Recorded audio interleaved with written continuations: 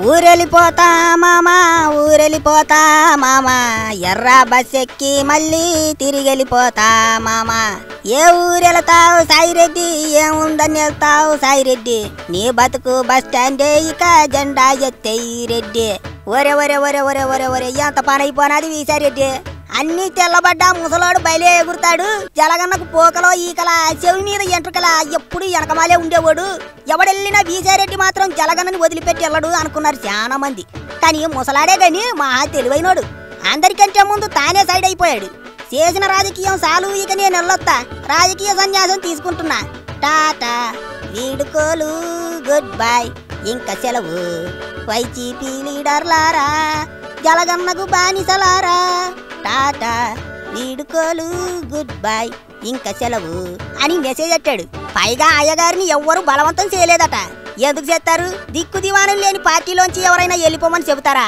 ఉండమంటారు. కానీ ఆ గుటకా నాని పేరుని నాని అట్లాంటి వాళ్ళంతా అంతా వస్తామన్నట్టు మాయమైపోయారు. కానీ పార్టీని వదిలేయలేదు.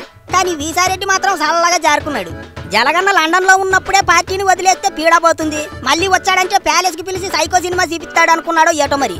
అర్జెంటుగా ఎల్లొత్తా అక్క, ఎల్లొత్తా అన్న, ఎల్లొత్తా చెల్లెమ్మ, ఎల్లొత్తా తమ్ముడా, ఎల్లొత్తా అవతాతలు ఇలగిలగిలగిలగిల అని పెద్ద మెసేజ్ పెట్టాడు.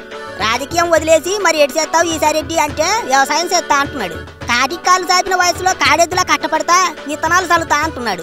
ఆ అమ్మ వీసారెడ్డి, విత్తనాలు చల్లటం బాగా అలవాటైపోయినది నీకు అనుకుంటున్నారు ఇప్పుడు ప్రజలు. అసలు ఇన్నాళ్ళు లేనిది విత్తనాల రెడ్డికి ఇట్లాంటి బుద్ధి ఎందుకు పుట్టిందబ్బా అని ఆలోచిస్తే వెనకమాల పెద్ద విషయమే ఉందని తెలుస్తోంది. జలగన్న ఖాతాలో మరొక బలి నమోదు కాబోతుందని, ఈసారి చాలా పెద్ద బలి ఇవ్వబోతున్నారని ముసలోడికి ముందే అర్థమైపోనదట. జలగన్నకి జలగన్న పార్టీకి ఇక రాష్ట్రంలో రాజకీయ భవిష్యత్తు లేదని వీసారెడ్డికి చాలా బాగా అర్థమైపోనది. అవన్నీ ఏమోగాని రాబోయే ప్రమాదాన్ని ముసలోడు తన అనుభవంతో ముందే పసిగట్టేశాడు. తెలిసిపోయింది వీసారెడ్డికి, తెలిసిపోయింది. అదే జలగన్న శేష జీవితం ఇక జైలే అని. జలగన్న పార్టీ మూసుకోవాల్సిన సమయం వచ్చేసిందని వీసారెడ్డికి తెలిసిపోయింది. ఏవన్నీ బొక్కలో ఎడితే ఆ తర్వాత మిగిలేది ఏటు వీసారెడ్డి. అందుకే బొక్కలోకి వెళ్లే కంటే రాజకీయాల్లోంచి బయటికి వెళ్ళిపోతే దరిద్రం వదిలిపోతుందని వీసారెడ్డి కన్నింగ్ ప్లాన్ వేశాడు. జలగన్న లండన్ లో ఉండగానే ఇక్కడ మరో రాజ్యసభ ఎంపీ ఆల అయోధ్య రామిరెడ్డితో కలిసి స్కెచ్ చేశాడు. ఇక నెంబర్ 2నే బిచానా ఎత్తేశాడు, బ్యాగు సర్దేశాడు అంటే ఏటర్థం? జలగన్న రాజకీయ జీవితం పుంపుహారైపోయే టైం వచ్చింది అన్నట్టే. ఏపీ ప్రజలు ఎప్పుడో 11 సీట్లు ఇచ్చి ఈ విషయం చెప్పేశారు. 5 ఏళ్ళు అయ్యగారు చేసిన దరిద్రపు కొట్టు పనులకు అంతలా సిరాకు వచ్చేసింది జనాలకు. మరో జనరేషన్ మారేదాకా జలగన్నని జలగన్న పార్టీని జనం ఆదరించే పరిస్థితి లేదు. అయిపోయింది, అంతా అయిపోయింది. జలగన్న వైసీపీ దుకాణం చాలా తొందరలోనే మూతపడిపోతుంది. కానీ ఏమాట కామాటే వీసారెడ్డి మాత్రం ముందే పసిగట్టాడు.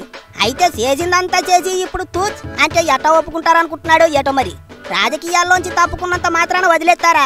చట్టానికి చేసిన తప్పులకు రాజకీయాల్లో ఉన్నా రాజకీయాల్లో లేకపోయినా సంబంధం లేదు.